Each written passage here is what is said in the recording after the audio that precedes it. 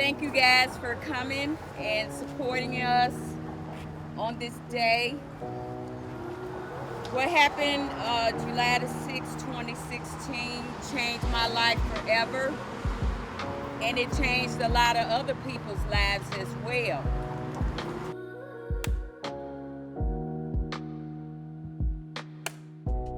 My name is Adrian Perryman. I'm with Central Honors Philando. We hold the annual event, Central Honors Philando, and run the Philando Castile Memorial Scholarship. The goal of all of these are to celebrate the life of Philando Castile, bring the community together, and then to raise money for a scholarship in his name. Philando Castile was murdered 5 years ago. After that, a lot of us spoke up, whether it was on social media or to each other, and tried to figure out what can we do. A lot of action, of course, was happening, protests, political action, different things, and we wanted to create something out of it, to use our energy, anger, sadness, and it was a few of us got together and decided that we wanted to create a community event. And then after more discussion, we decided that we wanted to create a scholarship in his name so his legacy could live on. I went to high school with Philando at St. Paul Central. He was a few years older than me. He was in the same grade as my brother. My brother was closer than I was. But I just remember him in the hallways, in passing, in the community, on Facebook, being a fun-loving guy, class clown at times. So I have those fond memories of him. Since his passing, connecting with his friends and family more, learning more about him, seeing more photos, has been able to see the impact he had in his job and in his life with the people that he touched, has driven us more to continue the work so more people know about who he was and what he did. My name is Brian McIntosh. I'm known as B Mac. That's where Philando called me. I'm from St. Paul, Minnesota. I grew up with him in the hood and also at St. Paul Central High School. I say initially the first time I was younger than freshman year, but when I really got close with him was definitely my freshman year in high school, and even closer after high school. Philando, he was cheddar. He was always just a laid-back cat, and every time I would see him after high school, he will usually share like one of our best friends was Dwayne. We call him Wax, and he would always be at his house, and that's when we would always play Madden and play chess. And it was just like 2 weeks before he got assassinated by Geronimo Yanez, he was playing chess in my garage. My name is Valerie Castile, and I'm Philando Castile's mother. I'm from St. Louis, Missouri, born and raised. That's where all my family is from. Philando was born in St. Louis as well, July the 16th, 1983. I have two children, Philando and Alize. And as everybody knows, Philando is not here in this plane of existence. So I have Alize, and God has blessed me and her with two beautiful granddaughters. Philando was the typical young man, I would think. He was very quiet. He didn't talk much at all. He would be in his room, you know, friends, family come over. They'd be like, "Where's Philando at?" I'd be like, "He back there in his room." They'd be like, "Girl, he's so quiet. We wouldn't even know he was in the house. That boy's so quiet." I said, "I like it like that." I never had to defend him for his behavior in school and things like that. I never had to do any of that. He actually liked school. He would get up, you know, I work night shift. He would get up and wake me up and be like, "My bus coming," you know, but he enjoyed school. The picture of Philando and he was holding his diploma up, that was from preschool. And that boy was so proud of that piece of paper. He held that paper up so high, like, "Mom, look what I did," you know, and I was like, "Oh my God. This kid is so special," you know, and we just had a great day that day, you know. We went to get ice cream and stuff like that. I hugged him and told him how much I loved him and how proud I was of him, even though it was preschool. He was dedicated to his job, and he loved those kids. He knew all of them by name and their allergies and their PIN codes. You know, I've heard a lot of beautiful stories about him that I had no idea. When we had the exhibition at Minneapolis Institute of Art, and it was family day where, you know, parents brought their kids and stuff like that. And this lady, I don't remember her name, but her son was just in tears, you know, thinking about Mr. Phil. He had told a story about him being new at school. He didn't have friends, and how Mr. Phil helped him make his first friends. And his mom just told that story, how her son was sitting alone at a table, and Philando came and got his tray and took him where a group of boys his age were sitting and introduced them. And that's how he started making friends at J.J. Hill Montessori. So I thought that was really special. When Philando was murdered, we all saw the live stream on Facebook. Unfortunately, that was not the first incident we've seen on the internet. So when it first occurred, I was hesitant to watch it, but it was shared so many times. I thought it was somebody far away, but after watching it, the video started, I realized, hey, that guy looks familiar. I know that person, what's going on? And that drew me in, and then I shared it, and then it connected with more people as well. It is unfortunate sometimes that it takes something close to home for people to get involved in these scenarios. Wax called me. I didn't even see the video yet or anything like that. Wax called me, and he said the police killed Cheddar Phil. You know, we're trying to get an HCMC to see what's going on, and I just immediately went up to the HCMC, and I just remember like 20 Hennepin County sheriffs like guarding the front entrance. Alton Sterling just got killed a week before that, and I think a year before that was Michael Brown or something like that. So it was surreal that it was just like, you know, this Trayvon Martin, this Michael Brown, this Alton Sterling. Now you're talking about my friend. This ain't just no CNN, MSNBC stuff or Fox News. This is my homeboy that you're talking about. And, you know, of course, there's a smear campaign after that. You know, he smelled like weed. He fit the description of this, that, and the other. It was just like they was trying to smear his name after that, and rather than get to the point of why he got killed that day. Like, we didn't see how Michael Brown or Trayvon Martin last minutes. You seen Philando's last minutes. You seen his last breaths. We took it with him, and it hit home. It hit home, and I was surprised that it wasn't as big as a smear campaign as it was, because it was just like it was on footage and it couldn't lie, and it touched everybody. That's definitely what happened. People saw, and people who knew him realized that there's no reason he would have deserved this. There's nothing he would have done that would have justified this occurring. So that definitely inspired our team, the community, to get involved and do more. And then as time has gone on, it has shown us that with the murder of George Floyd, it was the same thing again. 2016, a few things happened after that, of course, but I think a lot of people felt things are better, cops are better trained, this isn't happening again. And then George Floyd happened and things erupted because people realized, oh, this is the same thing. People didn't learn. What can we do? And it ramped up. Which is another reason I think it's important that we have these events continually, sort of the out of sight, out of mind scenario. If you don't realize that this was only 5 years ago, Philando would have been celebrating his 20-year high school reunion in September with his class, and connecting with that, you realize that there's a lot of work that still needs to be done, and we can't just think, oh, someone else is going to do it. It's going to take all of us to get involved and make a difference. The Peace Garden was community led. The community started the Peace Garden. July the 6th, we actually had a golden shovel ceremony the day of the candlelight vigil at the site. And a lot of great people are in on that.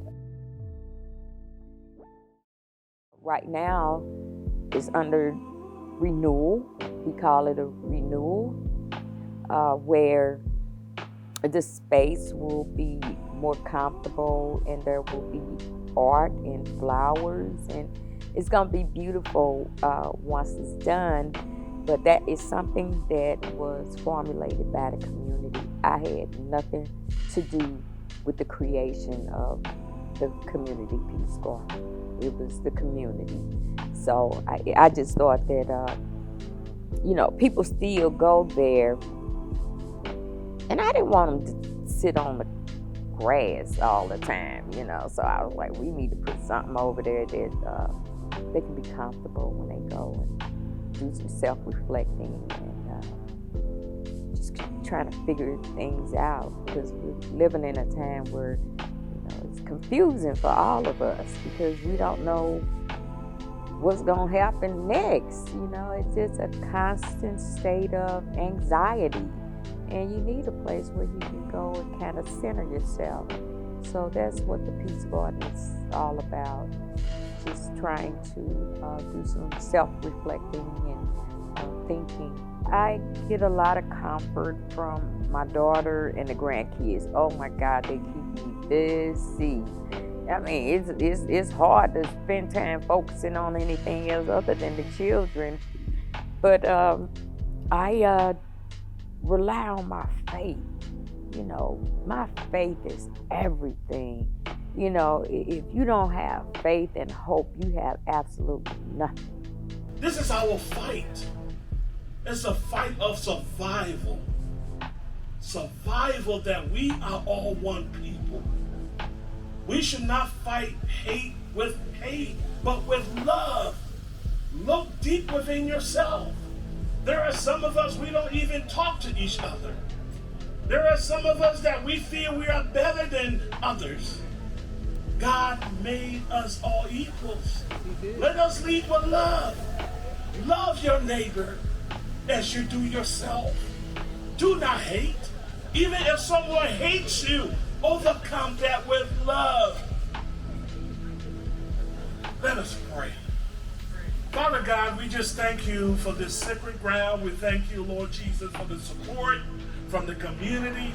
We thank you for the strength of Miss Castile. We thank you for your wisdom. We thank you for the Ramsey County Commissioner. We thank you for the mayor here. We just want to thank you for all the people that have united together for a sense of purpose to make this day a joyous day. Even during hate, we can find peace, we can find love, we can connect with each other. Even during moments of hurt, grief, sorrow, the Lord said, in this world, there shall be tribulation, but you can always find peace in me. Let us find his peace and let us seek his purpose. Let us unite. Let us support one another. Let us lift up each other when we are broken down to nothing. Amen. Because when we are broken down to nothing, God is up to something. God bless you all. Amen. Amen. So my name is Jamil Stamsher-Lott. I am a psychotherapist, community engaging individual. I believe in uplifting the community, particularly for Black folks. It's always felt like my lifelong journey to sort of challenge the narrative, the negative narrative about Black folks. 2016, the summer of Philando Castile's murder, it was also the time where Trump was coming into office. So he's doing a lot of speaking on national TV, saying horrific things about marginalized populations or groups of color. And so you have this coinciding, and then this president then takes, presidency. I'm about to take my clinical exam, just finished the 4 years of grad school, got my master's degree to become a clinician, a therapist, and I'm not about to take this exam. And so all that history is coming like, the test, this is a big test. You always been terrible at tests. You know, you used to think almost that like black folks just aren't that good, because when I'm in advanced placement classes, it's just me and maybe one other, and it's a whole sea of other people just kicking it, or killing it, I should say, and I'm struggling. Putting in way more energy and struggling. So, pass the exam. I feel good. Summer 2016, I exit. Same day I find out, like, first call my wife, and she's like, I'm very happy, and I didn't want to let you know last night, but Philando was just killed. And so that whole narrative is like, I feel like the black experience. Like, anytime you have a moment of like success, like a time to celebrate and say like, I'm not what I've been told I was or been shown I was. I'm better than this. And then all of a sudden, boom, another black body has been slayed. And so I feel like that happens over and over again. Our organization, my wife and I, have started Creative Caponia, which stands for Creative Healing. It's about bringing creative ways to heal and having no barriers to accessing healing. And so one thing we notice is that there's not a lot of representation in the mental health realm, which brings about several complications, but one being that folks of color, black folks, are less likely to go to the door to get therapy. And so for those black folks who need therapy, you're only getting like a third of the population going. A big part of it, again, is my aunt told me, when I asked her, is your therapist black? And she said, of course she's black. Like, I don't have time to educate and let folks know all the circumstances surrounding blackness. We have a number of different roles. We try to get outside of the traditional realm at Creative Caponia. We want to find creative methods to bring about healing. And so you can't always be in your office with one person or two at a time. And so after the execution of George Floyd, we went out into the street or into the local parks and just said, anybody who wants to come listen and learn about like how mental health plays a role in this racialized trauma and how we can connect as a community to process through this, come. And hundreds of people came throughout the entire summer. And so that was huge. And I think we just essentially do whatever it takes. We try to tap into the community as much as possible, leverage the whole communal, the entire community, so that we can have a community response, as opposed to trying to, like, one individual trying to make this heavy lift. It just doesn't work that way, especially when you're dealing with communal trauma. And so in addition to that, we work and go into organizations. We consult the leadership to ensure they're incorporating mental health and racial equitable policies into their practices. Do a ridiculous amount of trainings with organizations, speaking engagements to let them know how racism is taking a toll on the body and the mind, and what we can do to circumvent that. And then in addition to that, just seeing employees in organizations. And so we partner with organizations to also provide therapy for their employees. And we're seeing an improvement in the morale, and we're seeing an improvement in the retention rates for those employees. I first heard Resma Minicamp say, you're not defective, it's a protective factor. And so we're in constant threat. And so your body's constantly in survival mode, and so it's having survival responses. And when you're in that level of functioning, it's always the here and now. Again, it's not thinking for the future, it's like, I'm survival mode now. I got this money now, I don't know if I'll get money again, so I'm about to get these J's. You know what I mean? And so it's a response to the oppressive culture that we're in. And so part of that is having a healthy racial socialization to overcome or circumvent that, because we need the racism to stop. We need the devastation and disparities and discrimination to cease. Only then can we engage in a full humanity and continue to spread healing as opposed to trauma. Come on, Phil.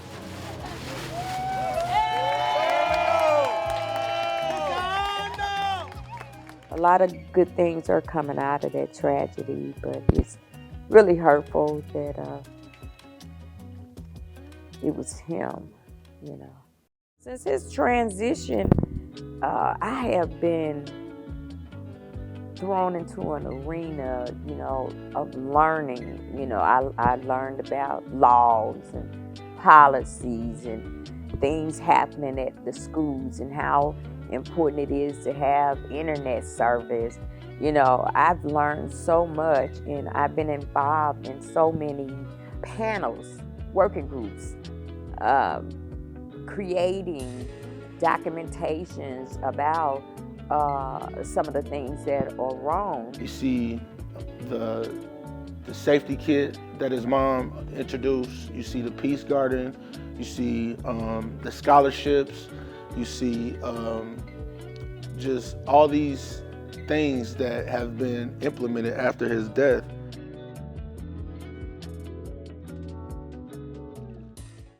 My name is Anika Robbins. I'm the president and CEO of the Anika Foundation, and I'm also the founder of Black Votes Matter Minnesota.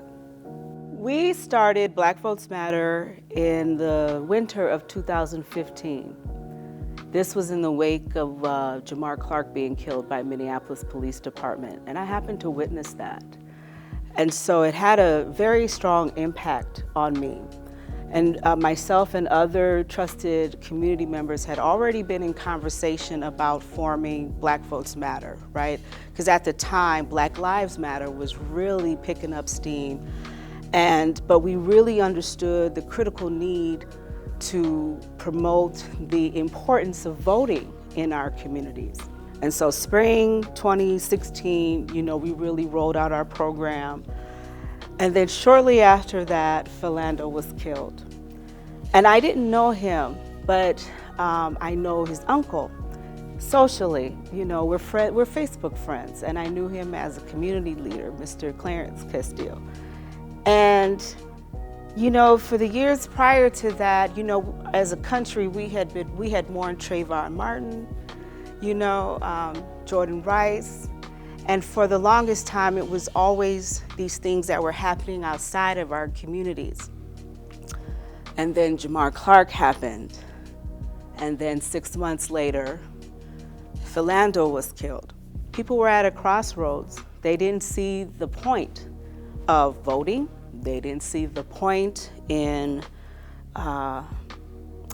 trying to work within the system. So we have law enforcement in our family, so it's not like when I say F the police, like they were pissed off about the conviction and that he didn't get convicted. So it's like F the dirty police when I say that. It's not all police around, because I was raised around some good police officers. But officers like that, they taint the whole thing. They mess it all up for everybody else. And so, and just build the divide and gap of mistrust. My name is Jerome Treadwell. I am a 17-year-old high school student at Highland Park, and I am the executive director of Minnesota Teen Activists and the Youth and College Division Council president for the St. Paul NAACP. I'm a St. Paul Public School student, so Philando Castile was a cafeteria. He worked in the cafeteria. He was a lunchman. And since it hit right at home, I was obviously, one of the first to know type of situation, being impacted in my community. I feel like that was the actual first kind of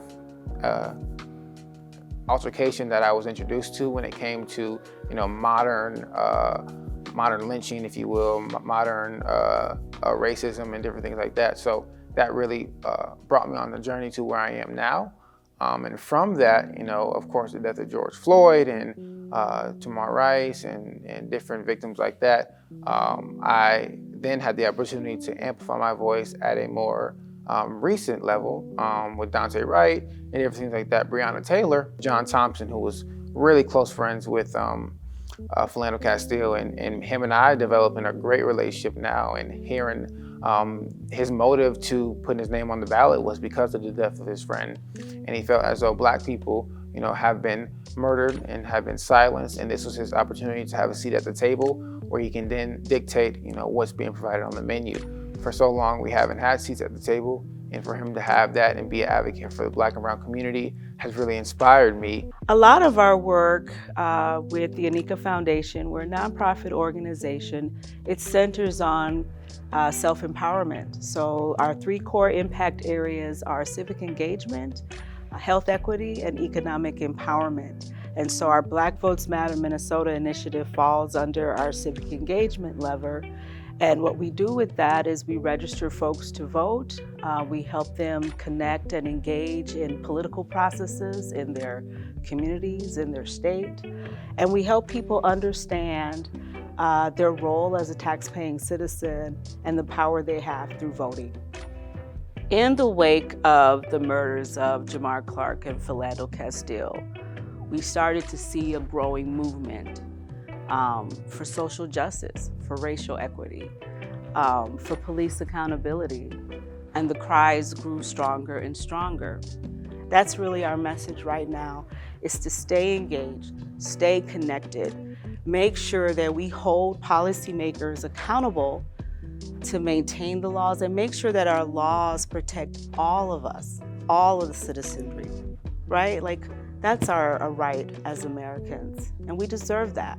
Living in a predominantly Black Rondo neighborhood, but going to a predominantly white school allowed me to see the disparities and allowed me to see the disfortunes amongst the two, which really urged me to kind of bridge the gap between that.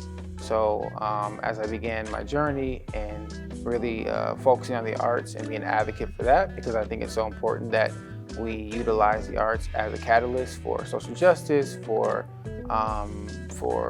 eliminating pipeline to violence and prison, and so many different things that our Black and brown youth are left no choice but to engage with.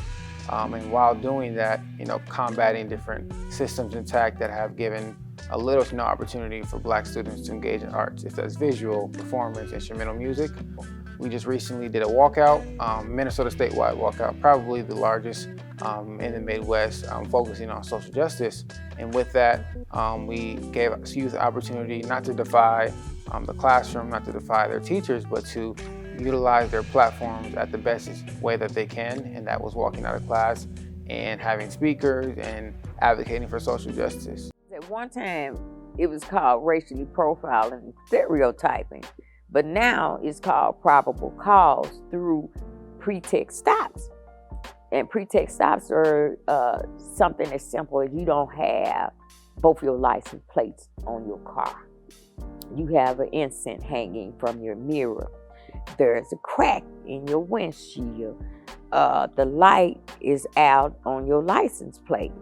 We have been working to try to make sure that we can change that part. We need each other now more than ever. And so some of our gathering spaces are sacred to us. We see that with the Peace Gardens. We're seeing that, at George Floyd Square. Hopefully community will come together around what that looks like and what's sustainable. But I do know that what's really on the minds of people is just not feeling like a stranger in their own country. And so that's why for us, some of our policy advocacy work that we're doing around police accountability. So in my role as the chair of the Minneapolis Civil Rights Commission, we talked with folks about body cameras that, and making sure that police not only are wearing them, but keeping the cameras on, but also looking at policies. We met with our police chief, we made several recommendations to the mayor, along with other concerned citizens as well. But this is the kind of work that everyone can and should be doing, constantly keeping the subject, the intensity, keeping it up here, right? Keeping it elevated. But more importantly, it's about creating space in our community. And that's why the economic development piece is critical. And that's a lot of the work that you're going to be hearing and seeing a lot more of from communities that were impacted by Philando's murder, Jamar's murder, and then George Floyd's murder, right? It's because this is about equity. These are all equity issues. I can't stop now. And I feel like it's my purpose, my role, to prepare the next generation, because what we have learned is that you have to fight to protect the rights that you have. Laws can be changed, and that's very much what's happening right now. We see that with the voter suppression that's happening in Georgia and in Arizona, and even right here in our own state.